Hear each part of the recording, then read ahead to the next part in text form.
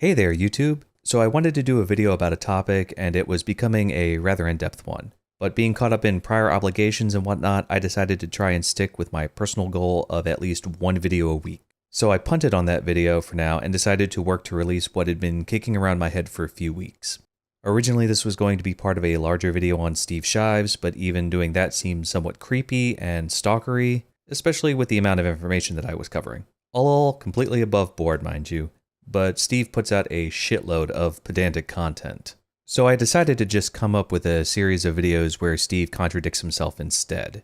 Because Steve can't help but do so, because the man has no principles. He can't help but have a double standard when he engages with his ideological opponents.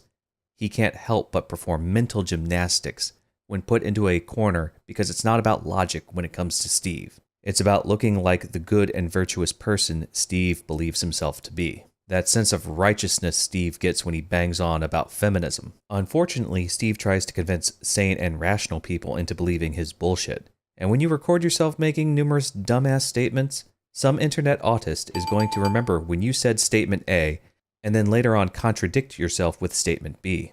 But you'd at least think Steve could keep it together in a single video.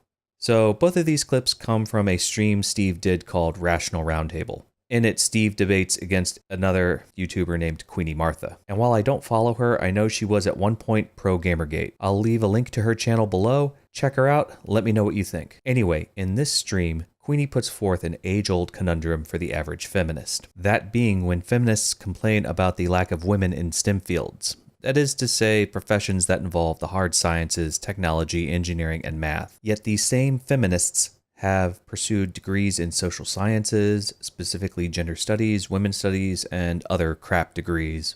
Let's play that clip for the full context. But I feel it's really interesting to hear women that go for women's studies degrees complain that there's not enough women in STEM fields. It's that, well, why don't you go for STEM fields? Like, why would you choose women's studies then? I don't understand. What was stopping you? And I've seen a lot of conversations like that on Twitter and on Facebook, which end up with the girl saying "fuck you" and just leaving. It's like, wait, what? Like, what did just happen? Like, I'll just ask her a question, you know? And then you have Steve come back with this response. I think it's fair to identify what you see as a problem, without necessarily having to be expected to do something about it personally yourself. I mean, if you're a woman who has pursued a women's studies degree, I think you're still allowed, to notice that there's a lack of female representation in STEM fields. So Steve believes that you have a right to complain about something without actually having to do something about it. I think it's fair to identify what you see as a problem, without necessarily having to be expected to do something about it personally yourself. I mean, I want to make this very clear. Steve Shives is saying that people have a right to complain about something and are not actually expected to do anything about it. That's an interesting value, Steve, and one I tend to agree with. However, you cannot expect to be free of criticism when you are complaining about a problem that you are directly contributing to. And Steve kind of dodged whether or not he thought these feminists who had gotten themselves women's studies degrees were free of any criticism or not. But I'll put my money on the idea that Steve would never tell a woman to stop complaining. That might actually take some backbone on Steve's part. And here's the kicker. In this very same stream, Steve makes this statement. I think it would actually be great if some of the folks online who fancy themselves men's rights activists and who constantly piss and moan about how it's so hard for a man to get out of an abusive relationship would do the same thing that feminists did 30 or 40 years ago in this country and put their money where their mouth is and open up some battered men's shelters. Wait, what? Let's run that tape again. I think it would actually be great if some of the folks online who fancy themselves men's rights activists and who constantly piss and moan about how it's so hard for a man to get out of an abusive relationship would do the same thing that feminists did 30 or 40 years ago in this country and put their money where their mouth is and open up some battered men's shelters. Put their money where their mouth is. Put their money where their mouth is. And it's shit like this that leads anyone who's paying attention to the conclusion that you are full of shit, Steve. That anything that comes out of your mouth is in service to your ideology. It doesn't have to be consistent with previous statements so long as it serves your ideology. It shows what an actual sexist you are, Steve. It's that benevolent sexism that, at the end of the day, is still sexism. Steve is nothing but a man riddled with white male guilt over his existence. If women deign to complain, well, they have a right to complain. They're not expected to do anything about it.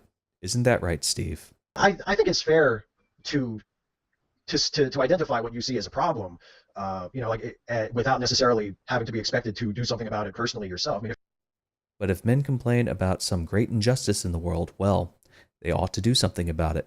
So yeah, when you come out making these two statements, Steve, not only are you showing the vicious double standard for men and women you hold, and ultimately that begs the question, who is the real sexist? Is it alright when it's benevolent sexism, Steve? I mean, if that's your cup of tea, that's fine, Steve. Own up to it. Embrace the double standard. Just admit that egalitarianism is a poison to you. It would at least make videos like these fucking unnecessary, because then people could dismiss you outright as the ideologue you've become. I think people would give you a lot less shit if you tried to stop assigning yourself the label of rational human being and skeptic while trying to peddle around that bullshit. And that really is what bothers me about Steve. It is the fact that he has already segregated people into their little boxes and their little labels. Or, he's been told their labels, and so he's segregated them accordingly, appropriately, to their level of privilege. He doesn't see them as people. He sees them as genders, he sees them as races, and he sees them as sexualities. And that probably informs his behavior on how he treats other people. Unless, of course, you're a filthy conservative or have any conservative leanings, at which point you're just a non-human. And I think I'm going to leave it there for now. If you like the video, please like it. If you want to see more of my content, hit that subscribe button. I guess I'll chill for a bit. What views and encouragements I've seen does kind of give me the inspiration to keep going. Hopefully I can get that other video done this week, or at least a video done this week.